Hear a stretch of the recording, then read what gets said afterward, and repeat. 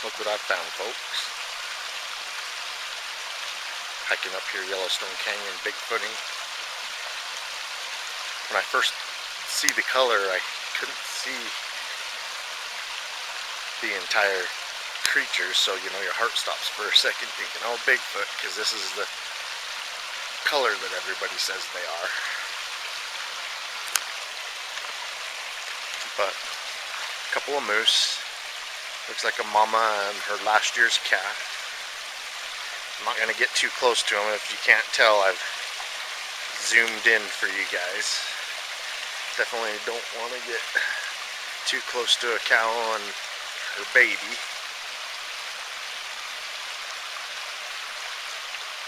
But this is one of the perks of Bigfooting, is the wildlife that you get to see in the area.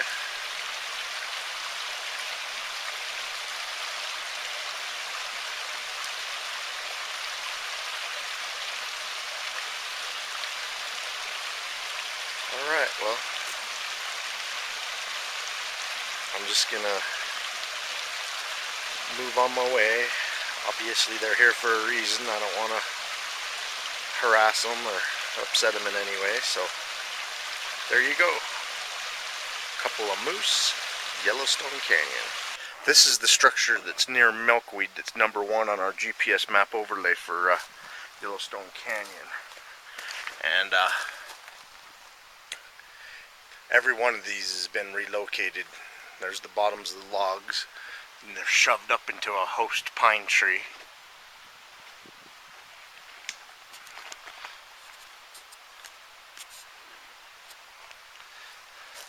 Try to get a better angle so you guys can see it. But yeah, look at the bottoms of these logs.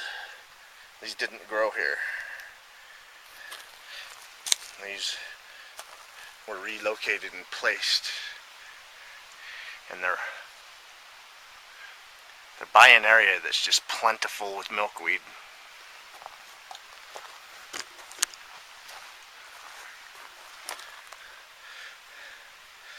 But we call these teepee style territorial structures.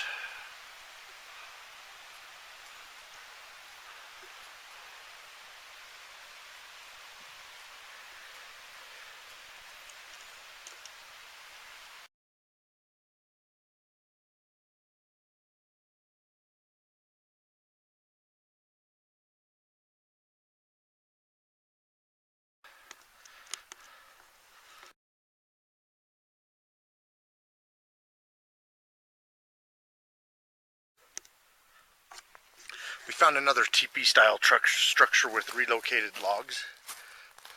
That one right there, you can easily tell that it's been relocated. There isn't a root system, and then it's part of a bigger structure. And I already walked over and made sure that those were relocated. And it's a pine tree, a dying dead pine tree. It looks like they're using as a host to lay those up against. But we just left one major structure and we're on our way to another one and stumbled across this one.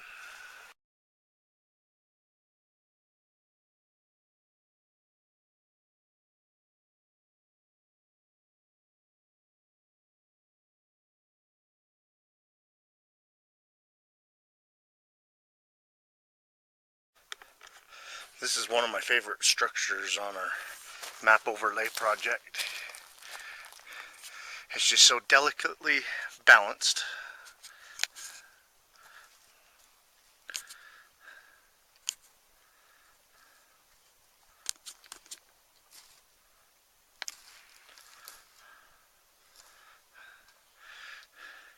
This is the one that Brody found about 4 years ago that led us into the area. There's one at Bear Wallow that's bigger than this, that's balanced the same way. But look at that, there's no ropes or anything holding it together. There's a branch with it's a hook in it.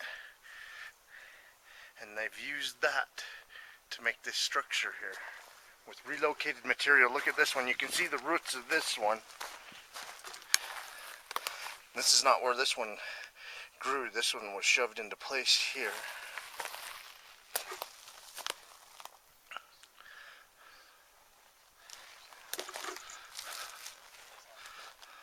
But these surround some food sources. Strawberries, raspberries are just abundant up here, milkweed, and then there's a couple of mountaintop springs, and a lot of, what I call it, milkweed, Bigfoot salad, and then the ponds are just chock full of frogs. I mean, hundreds and hundreds and hundreds of frogs up there. This is structure number 2 on our GPS map overlay. This is one of the structures we feel significant enough that we track it and come back and check up on it every once in a while.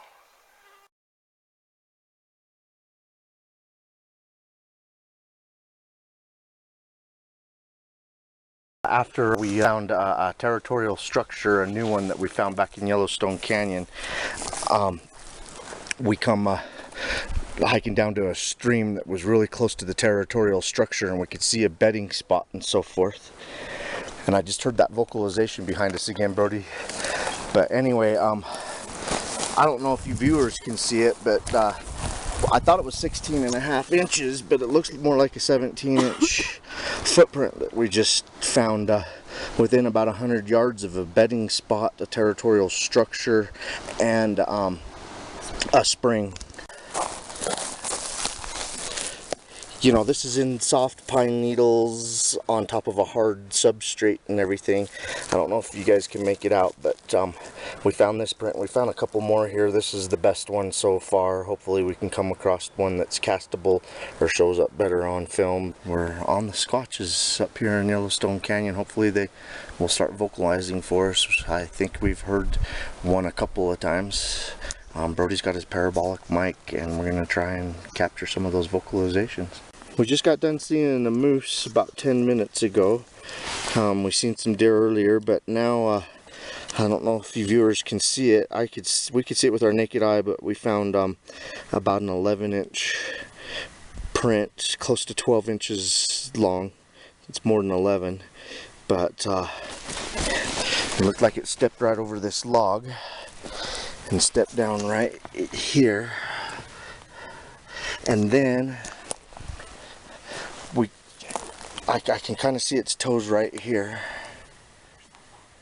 the next step, and they hear something up ahead of us.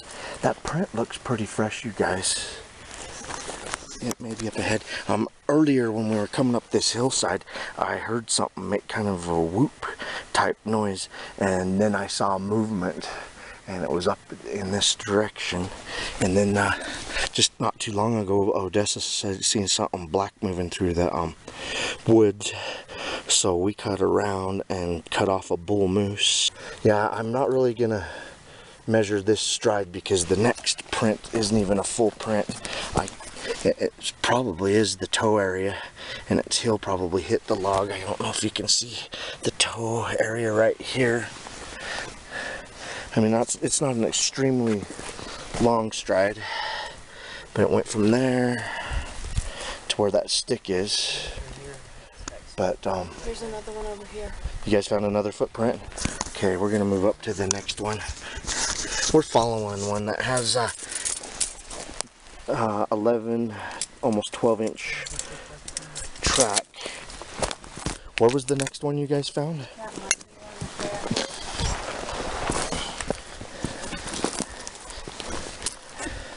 Yeah, they're not as definitive as that one that was over by the log, because it probably leaped the log and hit pretty hard right there. Just gonna scan around and kind of show you where we're at. Last week we found 3 17-inch footprints up on the top by the springs, and we photographed and filmed one of them, and yeah, we're kind of heading back in the direction of camp, and you know, we were kind of like, gosh, we didn't find any footprints in the structure area, but we just found some. That's definitely a larger footprint than any one of us have, and I just think it's insane crazy if someone's running around back here barefoot, so we might be on the squatches again today.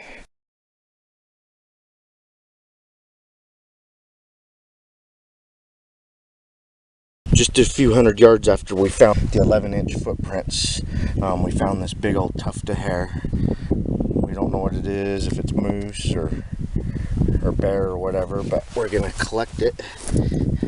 We're gonna collect it, and I don't know if we ever run into anyone that's an expert on that. They can put it under a scope and see if it matches up with any known hairs. There's some gray and stuff running through it. We did see some 17-inch footprints. Do you want to just collect it, Jenny? Here. You found some more? Well, we might as well collect them both.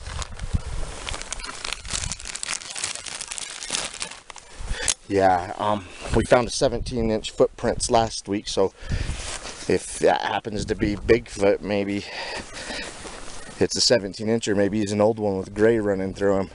I don't know. The alpha male up here is pretty damn raunchy. Look, there's more hair. It's gray too. There's so much gray through it. That's weird. I've never seen a moose with gray hair, and it just doesn't ever seem that texture. And this time of year, moose have short hair. That moose that we just saw had short hair. Holy hell. It looks like something scalped. Well, we're not sure if this is Bigfoot hair, but if we can find an expert to analyze it for us, we'll be more than willing to give them a sample. There's a stick. Across this meadow in those trees over there is where we saw a moose, and it was a young moose. He's just a couple years old. He had a pretty good rack for his age and everything though, but he definitely didn't have gray running through him, and he didn't have this long hair. And we just found some Bigfoot footprints. They weren't the biggest, but the juveniles, the juveniles, in my opinion, just aren't as good as the adults at covering up their footprints. So if this 11-incher's running around with mommy or daddy, I'm sure they're doing their best job to cover up. If you guys watch, you know, Bigfoot videos and trackways, especially in the snow, you see it every opportunity. They're covering up their footprints, and we seem to find more juvenile than adult, and I really believe the reason is the juveniles really aren't proficient at covering up their footprints. So anyway, we just took 2 hair samples. It was long. We've got it bagged. Jenny did her best at trying to collect it without touching it at all with human hand, so hopefully it's not contaminated. But even if it is contaminated, at least we can have the hairs to compare to unknown animals or primates. So it's turned out to be a pretty good day. I think we should cast this one. We've been seeing the juveniles tracks up here the last 3 weeks, 11 inches long. We think we just found the female. Last week we found the male 17 inches, and I believe this is the female. This is a good 15-inch footprint. You can really see the big toe on the one side.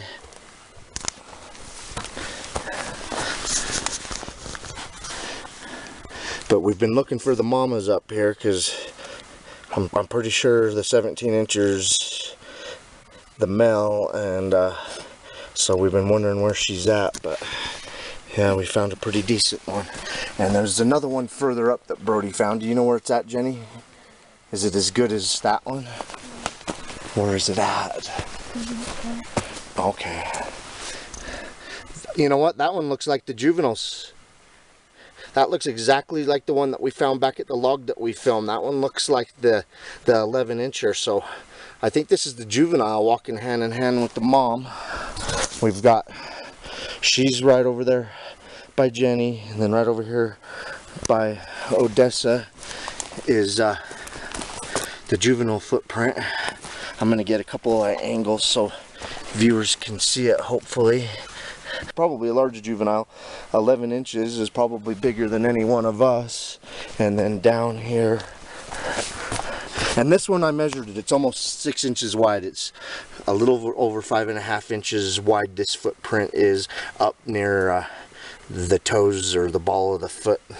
On a person it would be like the ball of a foot, But yeah, this is a massive footprint. I'm gonna get my foot up there. I mean, I'm in my boot size 10, and it's still a good inch longer than my boot. And then I've got a 4-inch wide foot, and this foot's almost 6 inches wide. It's a great footprint of a female. We're considering casting this and let it sit overnight and picking it up sometime tomorrow. I'm gonna get some still photos of it. This is where we've stayed the weekend. It's August 25th. We're getting our stuff dried out. We got rained and snowed on and a little bit of hell last night. But walking over to our bear bag. We've had a great weekend. We've found several 11-inch footprints, and tracking those 11-inch footprints, we come across a couple of very large samples of hair. And I'm sure it wasn't the 11-incher that left those behind, because there was a lot of gray in this sample of hair. Very long, coarse hair, type of hair I've never seen before. I'm heading out to my bear bag. We're gonna have some oatmeal for breakfast, and then we're gonna backpack out of here. But anyway, after we found that hair, we found a 15-inch footprint hand in hand with the 11-inch footprint, and the 15 was so good that we found late last night that we went ahead and casted it. After finding the hair, we measured last night. I didn't bring my tape down. All of our backpacking and cleaning up our backpacking camp and stuff. This is a 15-inch long, and at the widest it's about 6 inches long footprint. We believe it's the female, that we haven't found her footprint up here yet. The 11-inch footprint led to it. So we casted this last night, and we're back down here this morning collecting it. Hopefully the bottom looks better than the top. We were kind of sloppy, the art of casting. I've got my GPS unit next to it, and Jenny's got her ColorPix Nikon camera next to it for size comparison. But this footprint's 15 inches long by at the widest about 6 inches wide, in this long, black, musky smelling hair. We kept tracking the 11-incher, and we found it hand in hand with a 15-incher. I just pulled up the cast at the widest point. It's 6 inches wide, and I'm gonna lay, I mean, it didn't sink in too deep, the substrate. If you can't tell, there's a lot of rock in the soil, but there's the side of the cast. I'm gonna lay it right back down to where we pulled it up. But you know, slowly after time, a lot of the soil on the bottom of this cast will wear off. You know, you're told not to remove any of it. There was actually some hairs in it that we would like to compare the hair to, that we tried to get into the cast. We'd like to compare it to the sample we took to see if it's the same type of hair, but we just poured the cast right on the hair. So we'll put this in a bag, and we'll keep all the soil and hopefully the hair, and I believe the hair's probably stuck in the bottom of the cast, so it'll probably always be a part of the cast. But it'll be nice to see if it's the same type of hair that we found in that mat. Perhaps, you know, this 15-incher is a very old mother, and she's going gray. There was a lot of gray through it. We do have footage of that hair that we took a picture of. Can't wait to get it home and take a closer look at it and see if we can find someone that knows what they're doing to analyze it. I'm going to put the cast back where we found it. There you go. 15-inch footprint. It's the first 15-inch footprint I've ever even filmed, took a picture of, or casted. So I'm very excited. I've got 17, 7, 10, 11, 12 and a half, and 14-inch prints I've seen, but this is my first 15-incher, and in my opinion, it's probably a very large female, and possibly a very old female. We've had a lot of luck in Yellowstone Canyon at some documented sighting locations this summer. It's our third expedition in here. Brody spent a week at Weber State University comparing the hair samples under a microscope to known North American mammal hair samples, was not able to make a positive match. We reached out to other experts in the field. We sent them photos, videos, and then samples were requested. We sent samples to the Museum of Cryptozoology, Idaho State University, and we also sent a sample to Oxford University. These were very generous large samples, up to 100 hairs. The samples went out September of 2013. Still no positive identification of the hair has come back to us. Very interesting to say the least.